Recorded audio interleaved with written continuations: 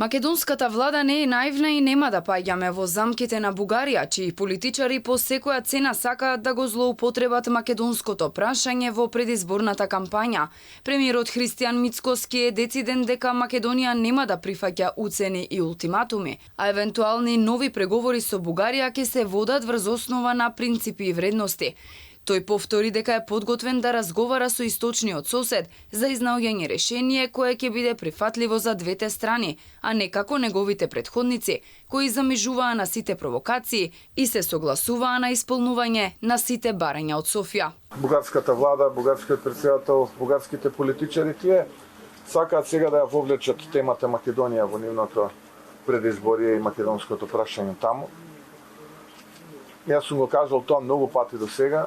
Ние нема да бидеме наивни, да влегуваме во такви замки. Ние сме подготвени кога сакаат и врз основа на која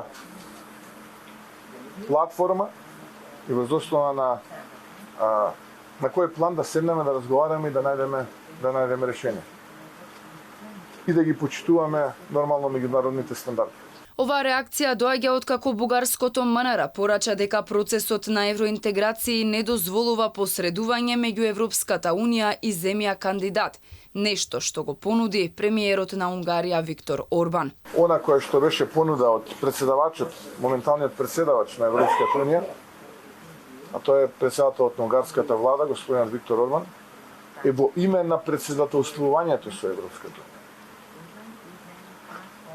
И сега треба да видиме кој во Бугарија какви сигнали испраќа. Некои испраќаат едни сигнали, други испраќаат други сигнали.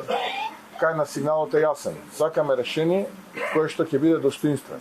На денот кога од Брисел стигна веста за одвојувањето на Тирана и Скопје во преговорите со Европската унија, премиерот на Унгарија Виктор Орбан оцени дека ваквиот потек е историска грешка и понуди Унгарија да биде посредник меѓу Македонија и Бугарија. Истиот ден бугарските политичари го одбија ова барање, а во најновата реакција бугарското МНР порача дека единствена гаранција за успех било исполнувањето на поставените критериуми и услови.